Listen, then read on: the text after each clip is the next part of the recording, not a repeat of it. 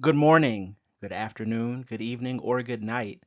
This is Writing Accessibility, a workshop provided by Friends General Conference, facilitated by me, Rashid Darden.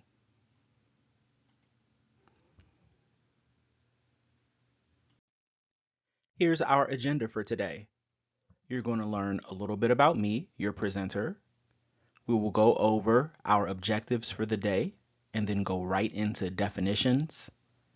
We will discuss the key points of accessibility. We'll do an editing exercise. I'll share some tools with you, and then we'll close. And here's a little bit about me. My name is Rashid. My pronouns are he, him, his. I am a graduate of Georgetown University in Washington, D.C., where I majored in English with a concentration in writing. I also have a minor in theology. I'm the author of 6 novels, and I've written other books, essays, and short stories. I used to be a teacher of English, writing, and social studies in various Washington, D.C. public charter schools focusing on young adults. I've been a webmaster and social media manager for over 20 years. I'm a member of Friends Meeting of Washington, where I worship virtually at the 9 o'clock hour on Sundays. And finally, what brings me to you today, I'm the Associate Secretary for Communications and Outreach at Friends General Conference. Today's format is a lecture, or as some educators call it, sit and get. So you will not really need any tools or resources, but you may want to take notes or you may want to bookmark this workshop on YouTube. I'd like to get into our objectives for today, which will keep me honest and keep you honest in terms of what I plan to teach and what you should plan on learning. Today, friends will be able to define accessible language, articulate why accessible language is important in outreach tools such as a website. Friends will be able to identify and describe the key points of accessibility, and friends can begin the process of editing existing text. Here's how we define accessible language. Let's look at the word accessible language as though we've never seen it before. Let's see. So we know that language is what we speak in order to communicate ideas, thoughts, feelings. Language can be spoken, language can be written. There can be sign language, there can be verbal language, there can be body language. And in the word accessible, I do see the word access. So maybe accessible language means language that I can receive, language that I can have access to in some way. What do you think? How would you define accessible language?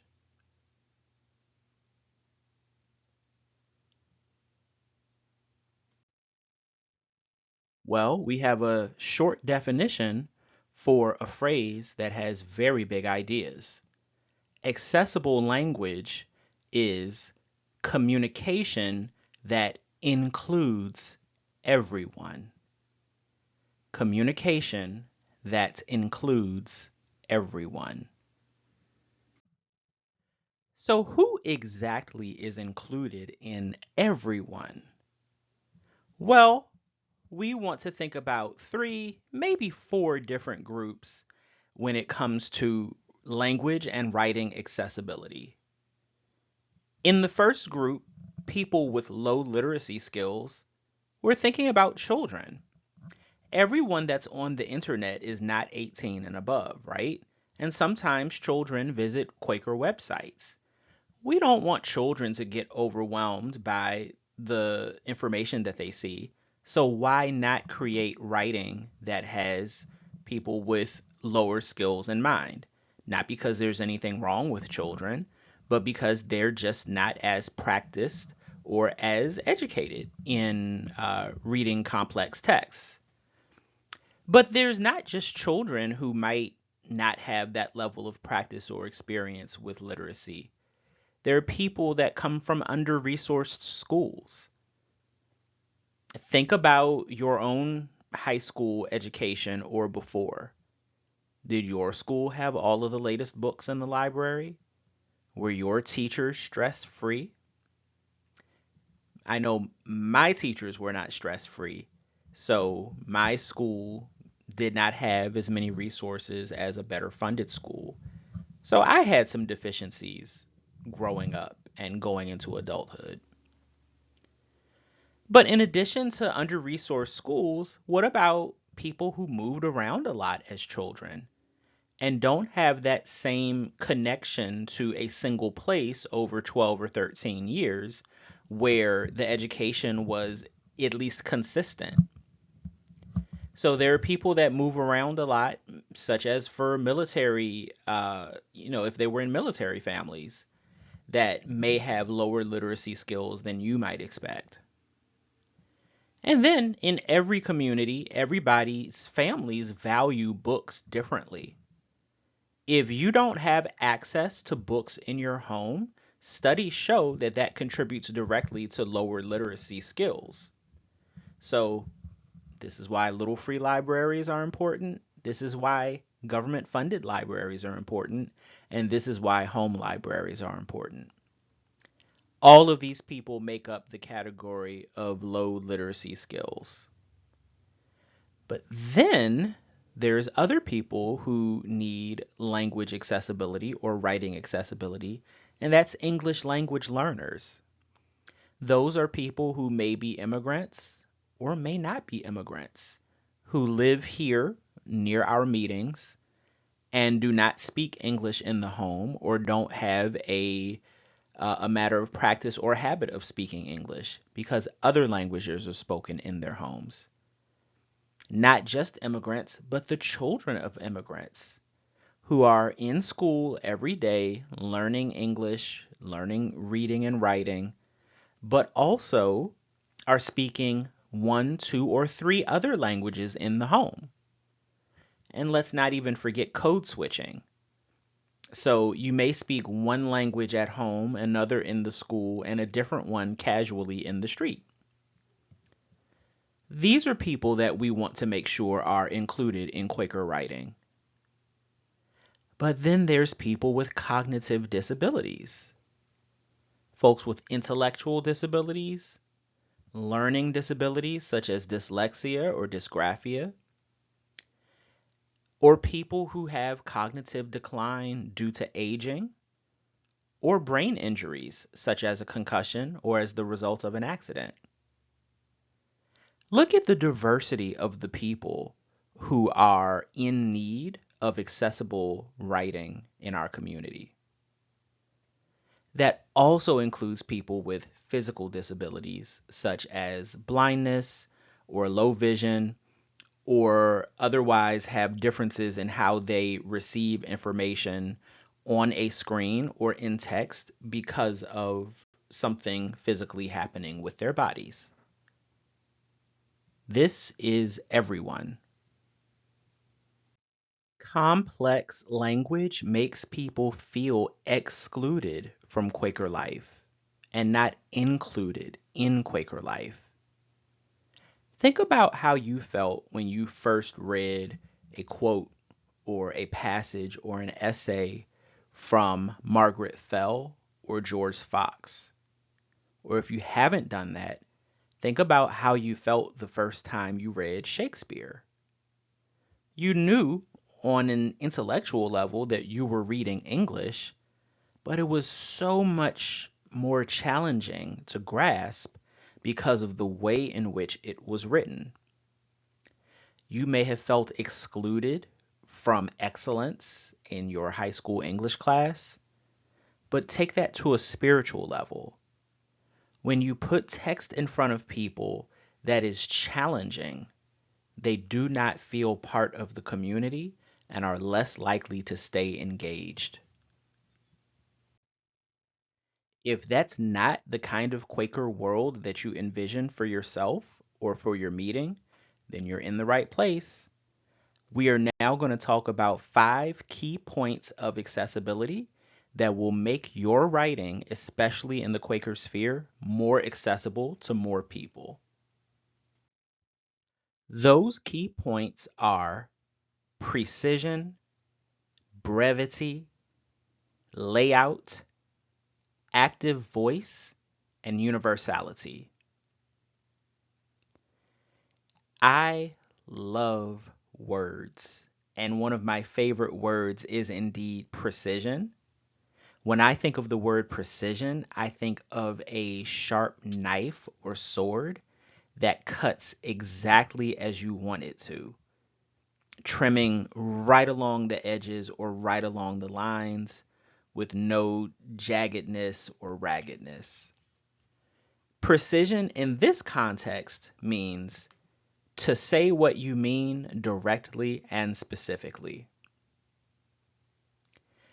Brevity means, in this case, to use short paragraphs and shorter sentences. The key point layout means using design tools to emphasize your points. Active voice, as a key point, means as much as possible to eliminate the passive voice. That, for me, by far, is the most challenging point of accessibility. And finally, universality means consider the newcomer and avoid using in-group terms. First up, precision. When you are precise in your writing, you are specific, you are direct, and you are getting to the point early. One of my favorite ways of getting to the point early is making sure that the main idea that I'm trying to convey to an audience is the last sentence of the first paragraph that I'm writing. In addition to getting to the point early, precise writing fights against writing that is wordy or writing that is vague. Let's use an example that I might say in real life. I might say, Friends Meeting of Washington is a faith community located in the District of Columbia that consists of members of the Religious Society of Friends, better known as the Quakers. Well, why wouldn't this work? It sounded fine saying it. It's pretty much how I talk, and it felt natural for me. But remember, talking is not writing. Talking gives people a chance to think, to listen, to observe body language. And as I'm saying those words, you might see my hands moving, you might see my facial expression. So it would be okay when talking to have more words than are, necessary in writing. But is it a little too wordy for print? Maybe if you're writing accessibly. So let's go to the other side. Let's make the sentence real short. FMW is a faith community. Well, it's a factual statement, but does that sentence give enough information to a reader, especially a newcomer to the Quaker faith, to have them understand what any of that means, including the acronym? Here's a precise sentence. Friends Meeting of Washington is a Quaker community in Washington, D.C. It's longer than the vague sentence, less wordy than the wordy sentence, but still has the key facts that you want to convey to the reader. We took out the phrase faith community because the word Quaker does that work, and you can define Quaker later in the paragraph as a faith community. You almost don't have to even include Washington, D.C., because Washington is in the name of the meeting, but you do want to clarify that you're not talking about Washington State. I, I want to remind you that precise writing is not necessarily short writing. Precise writing is writing that uses the most specific words to convey your thought. We now move from precision to brevity. If you're unfamiliar with the word brevity, it just means brief or briefness. When your writing is brief or contains brevity, it improves your readability. People are more likely to read a whole document if the paragraphs are short. And we'll show you some examples of that. And short sentences help everyone digest your point sooner, not just the people who need more access. From Aristine.com, I wanted to show this chart to you that has some words to use instead of words that we use commonly in our writing. On the left-hand column, it says instead of this, and on the right, it says write this. Instead of in order to, you can just say to. From utilize to use. From approximately to about. In a hasty manner becomes hastily. Not honest becomes dishonest. And did not remember becomes forgot. There are many ways to consolidate your writing. You could use a thesaurus. You can use a tool called a reverse dictionary. I've had a reverse dictionary since middle school, and it gives you ideas and gives you other ideas you may be thinking of in addition to that main idea. And honestly, it just goes back to even reading aloud your writing after you've written it. If you're stumbling over it, or if you get tired reading it out loud, I can guarantee you the people reading it with just their eyes silently are also getting tired. So the next key point of accessibility is layout, and I must confess, I am someone who really cannot read things in night mode on my cell phone or on a laptop. So when people switch their phones to black backgrounds and white text, I get a headache. I can't read. It starts getting blurry. And 9 times out of 10, if I'm giving a presentation, it's going to be black text on a white background. Today, you have these nice soft earth tones because I figure it was a good middle ground between both regular and night mode. Aside from this presentation, when I do websites, it's always black text on a white background because I want to mimic print, like in a book or in a magazine or on a Kindle. That is your standard universal layout, and there's always going to be variations that work for you and your audiences.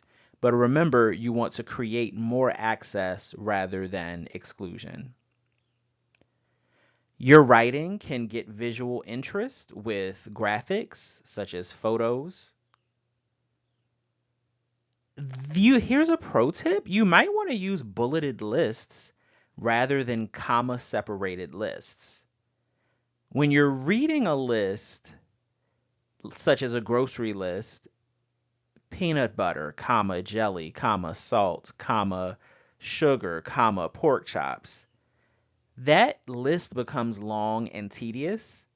But when you use bullet points, it feels more complete, like you've accomplished something, like a checklist when you're done. And I really recommend that in layout. And I'm going to show you some. You also on websites want to avoid embedded PDF files. Embedded PDF files do look good, and yes, the French General Conference website uses them a lot. But what we're learning is that screen readers that people use to increase their access to things they read on the internet, they won't necessarily read embedded PDF files. Also, on cell phones, it becomes more of a hassle to download a PDF and then read it as a separate thing. So even FGC is going to start avoiding embedded PDF files and start putting the text directly onto the sites. Here is what I would consider a good example website on the FGC site. It begins with a very short opening paragraph that leads directly into bulleted points and then goes into a longer paragraph. The text is dark. There is white space in the background. There's a photo that kicks off the whole page, and it's fairly easy to read. Active voice is, for me, one of the most complicated, hard, rigorous, challenging. I hate it. It gets on my nerves. Like, I just want to write regular and have people understand what I mean. But I don't always write in the active voice. Sometimes it's very natural to write in the passive voice. The active voice is strong, clear, and direct. The passive voice is subtle and creative. There's a time and a place for each. I'm going to go through one example and show you what the difference is. Passive voice would be silence is beloved by Quakers. So what happens is that verb to be is conjugated as is, and the subject is silence. So silence is. Silence is what? Beloved. By who? Quakers. It's a true sentence, but it is in the passive voice. Active voice, which is again is strong, clear, and direct, that sentence would then become Quakers love silence. I think that sentence gets to the point quicker and with more intention than the first. And if you are considering the newcomer in your writing, then you want to get to the point directly and clearly.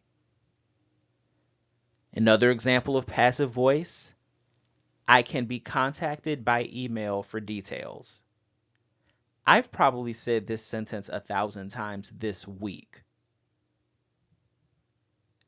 But if I change that sentence to the active voice, it becomes email me for details. The subject and the verb change entirely. And if you notice, in this particular case, the sentence goes from being declarative to imperative, meaning the previous sentence was a declaration, but the new sentence is a command. Email me. The subject in this is actually you and is implied. Sorry for the English teacher deep cuts.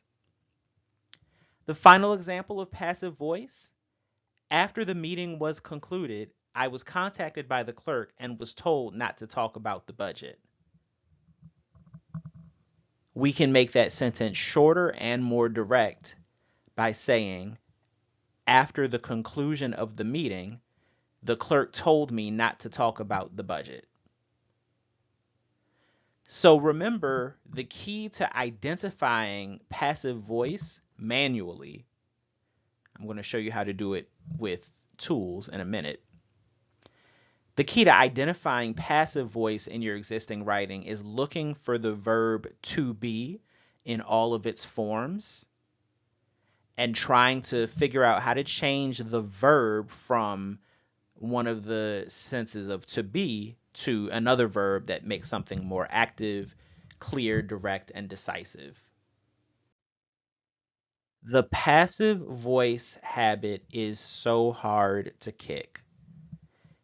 It is so creative and so lyrical, and it just makes so much sense to use sometimes. But when talking about our faith community and our faith practices and our Quaker traditions, we want to be as inclusive as possible. And writing in the active voice is a way to do that. So let's talk about what it means to use universality as one of our key points or just being universal. Every community quite naturally has its own vocabulary, its own language, its own in group terms. I'm a member of a fraternity, and there's a lot of words that we use with one another that make perfect sense to us because they've been defined and we're in the habit of using them. However, in mixed company, it makes more sense to use an easier word so that people know what you mean. In my fraternity, we say prophyte, we say neophyte, but in mixed company, we'll say big brother, big sister, new initiate. The same applies in the Quaker world. Your in group terms can make people feel isolated or as though they have so much to learn they might as well not start trying. But really, they don't have to learn our terms. They are just every much a Quaker if they don't use any of these terms as if they did. We can adapt to their language, we can adapt to their norms, and we won't lose anything in the process. So I'm going to walk down some ideas for you. Some of them will be totally non-palatable for you whatsoever and are non-starters. I would ask for you to observe your discomfort and to decide whether your comfort is more important than the welcoming of new friends. Just think about it. One thing I have picked up due to a suggestion from a friend in a Facebook group, I don't really say the word Quakerism a whole lot. I choose to be a little more precise. I typically say Quaker faith more than anything else. But if I'm speaking of Quaker practices, I'll say that. Quakerism to some people sounds like a religion in and of itself that maybe isn't connected to historical Christianity as the Quaker faith is. Just something to think about. You all have heard of first day school. We do say the word first day. A lot of meetings say second day, third day, and so on and so forth. But when I was in kindergarten and learned the days of the week, I learned Sunday, Monday, Tuesday, etc., etc. And well, it's fun to have things that are for our group, but how do we really explain to people what it means and why we even do it in 2023? Just think about it. In the Quaker world, we have, a word called consultation. And that's a dictionary word. That's not even, out of context. But consultation, in contrast with Quakerism or first day, that's a word that's used a lot in non-Quaker spaces and not often used the way that we use it. If you're saying consultation, do you mean consultation? Or do you mean a meeting, a conference, a focus group, or something else entirely? In one of my earlier examples, I mentioned FMW, which was short for Friends Meeting of Washington, but the world may not know that's what FMW stands for to me, so I spell it out. I would recommend spelling out anything that is abbreviated in your Quaker world, such as YAFS, which stands for Young Adult Friends, or the abbreviation of your yearly meeting, or any number of things that make sense as shorthand in your group, but maybe don't make sense as shorthand on your website. Now, this one's going to rock your socks, and I might get canceled after saying it, but I'm going to keep it real with you. Did you know that advice doesn't need an S? Advice can't be counted. It is already plural and singular at the same time. So when we say advices, maybe we just mean advice? But even more than that, do we mean advice or do we mean recommendations? Do we mean queries or do we mean guiding questions or just questions? Things to think about. If you just canceled me, then uncancel me because I'm going to go into some technical things that you may find interesting. In particular, we're going to talk about Lexile levels and determining how complicated your writing really is. Back when I was in school, when dinosaurs roamed the earth, we would take standardized tests, and when we got the results, we would see what grade level our reading or math skills were located. And it was really simple to understand that if you were on a higher grade level, then you were doing better than the average. If you were lower than your grade level, then you were working below average. And if you were on grade level, well, then that was good enough. Well, since the time of Victorian England, when I was in school, we have found other tools that are a little more precise and don't put students or any person in a category that makes them be less or greater than their peers. There's more so bands called Lexile levels. And Lexile levels aren't just a score, they are a range of scores that are up to 4 digits.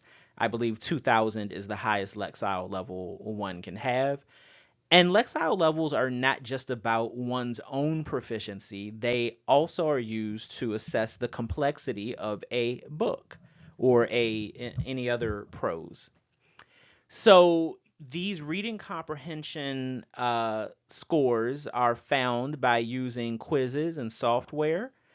As I said, it's not really a grade level situation as much as it is, you could be in the 10th grade, but your Lexile level is X, so you have to read these kinds of books in order to feel, in order to proceed in a way that doesn't demoralize you. That's really the point I'm trying to make. That someone can read a book that is different from their peers, but they can still master the objectives in a particular standard. That was complicated, maybe not interesting to many of you. I find it interesting, and I wanted to share that with you. There is a tool called a Lexile Text Analyzer. It is a paid tool, but this is under $20 a year to get onto this site and use it. You can put your text into this tool and it will analyze your Lexile range for the text. So what we did was use a text straight from the FGC website. I don't know who wrote it. If you wrote it, no shade. But I knew that I wanted the writing to be more accessible. So this Lexile range is from 1210L to 1400L. Now, if I was grading essays, that would be like a pretty, a good, complex sort of piece of writing. But we're not writing essays for grades. We're writing outreach materials on our websites. So, what else can I learn about the text by knowing this lexile range? Knowing the lexile range is only a piece of the puzzle. For your context, you probably want to know the bands of ranges according to a grade level. Because again, when we were children back in medieval times, we were assessed in this way to know whether we were on or above grade level or below. So we can see the red band is below basic, yellow is basic, green is proficient, advanced is dark green. Our range was 1210 to 1400. Well, let's presume everyone watching this graduated from 12th grade. 1210 is in the proficient range, and 1400 is advanced. So the writing that we assessed is proficient to advanced for a 12th grader. What about everybody below that? What about everybody that, kind of graduated thank the Lord and not summa cum laude? There's no shade and no shame in that. But what can we do to not exclude those people? And let's look at it another way. If our lexile range for our sample text is 1210 to 1400, and the median lexile level for an American 12th grader is 1295 at the end of the school year, then the language on our website excludes almost all of the people reading below the median. Presume everybody in the world is at 12th grade level, if you will. Does that mean you don't want 8th graders learning about how to become a Quaker? Or if they're a Quaker? Or how to attend a youth and young adult event? When we have writing that is that complex, are we saying that the Quaker faith is reserved for people who can read well and people who can read well only? Is that all that we want? Is that all that we're here for? Scholars and academics and people with access to books? Of course not. The Quaker faith is for everyone, and we want our writing to reflect that. And now we're going to edit that same section that we saw earlier, becoming welcoming friends. And we're going to do that manually and with some tools that I'm going to show you. I'm going to read aloud this text, Becoming Welcoming Friends.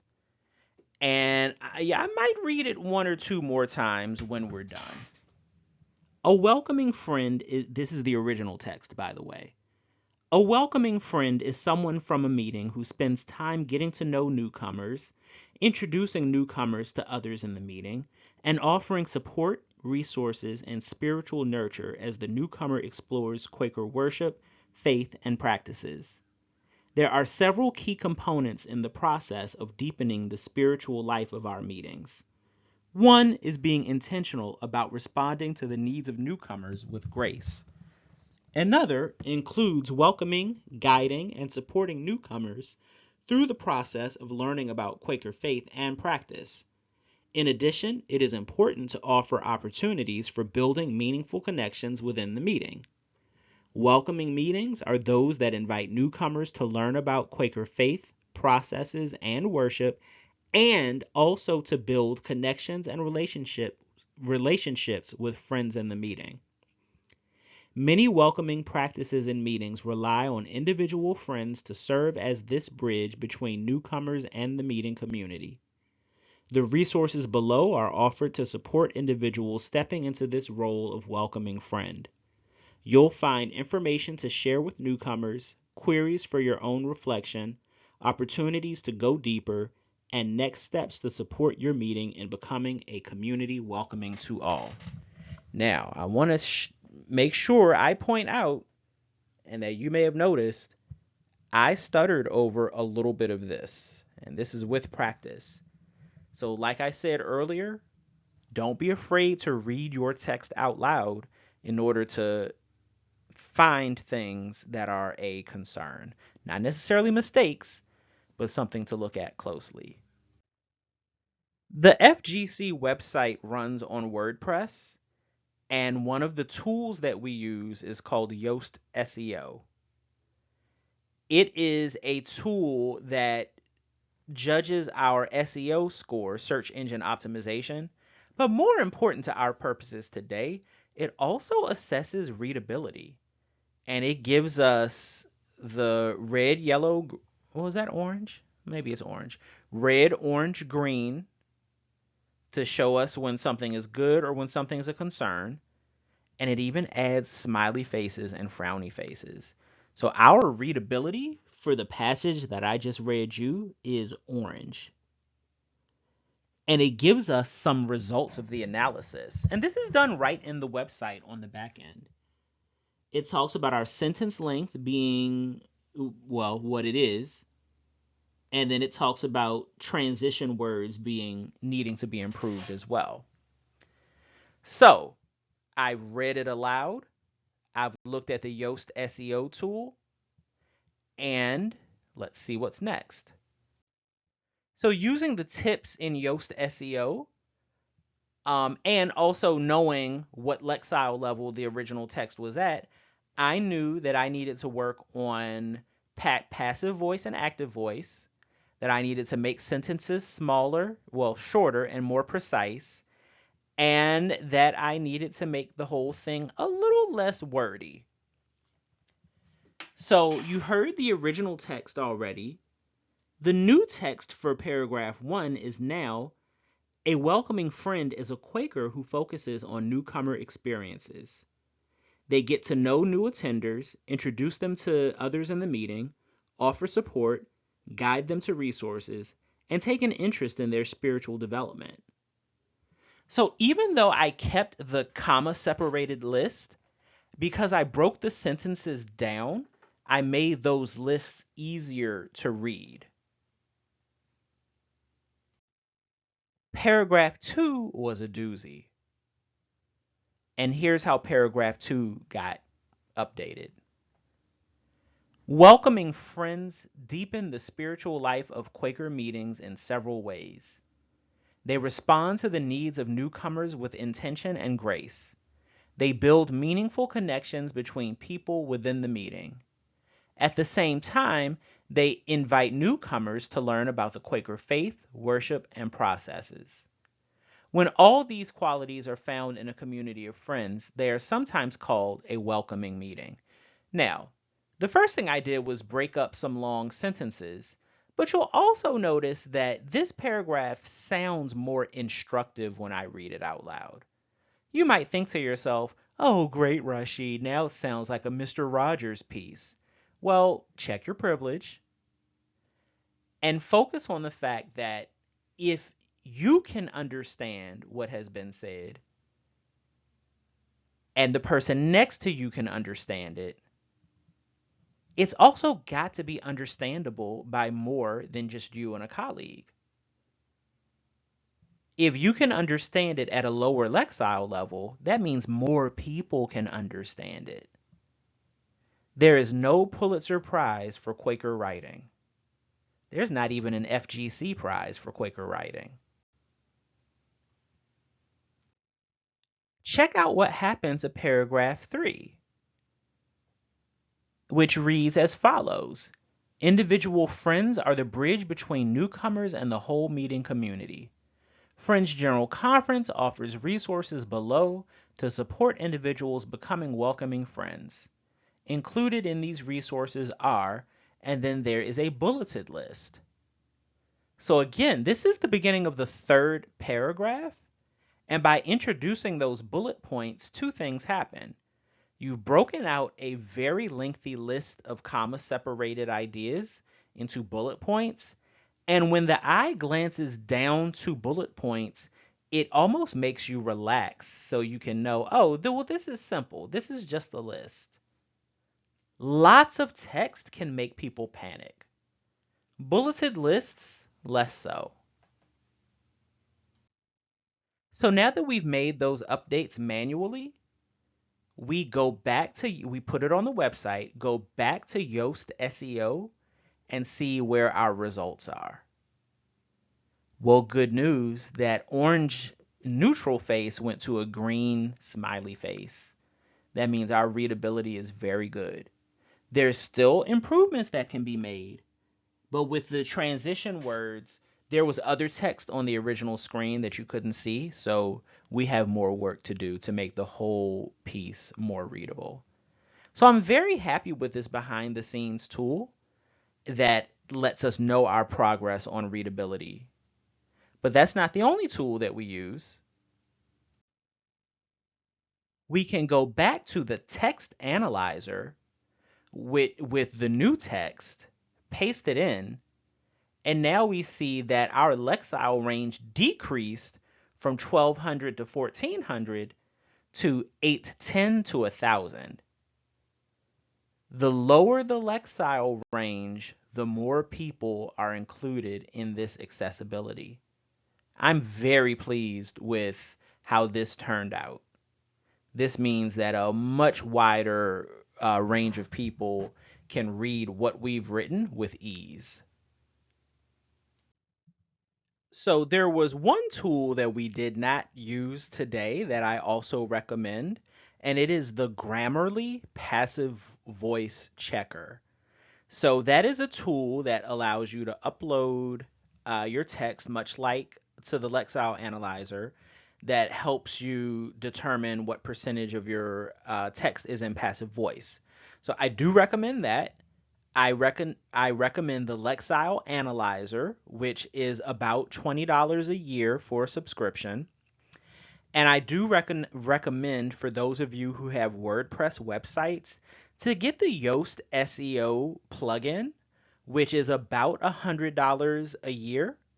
And it's good. Like, I don't really have better language, but it's really good.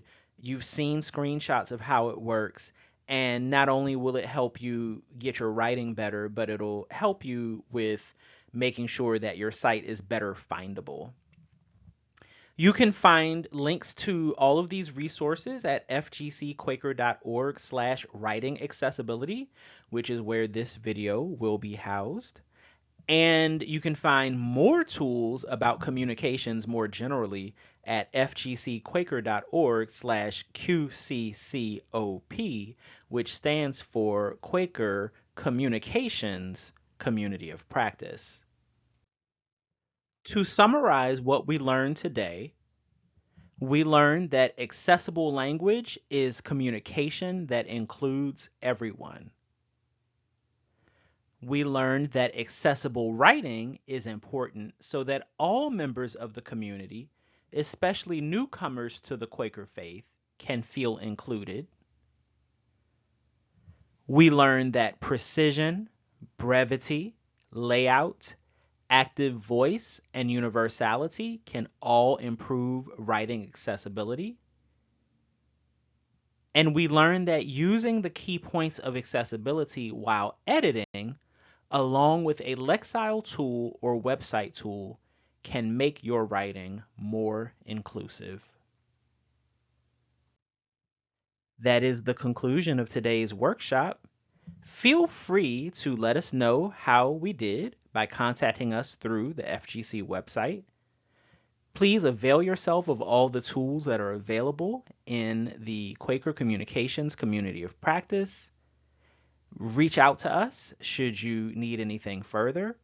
And remember, presentations like this are thanks to the generosity of the many donors and volunteers that make FGC programming possible. Thank you so much. We'll see you next time.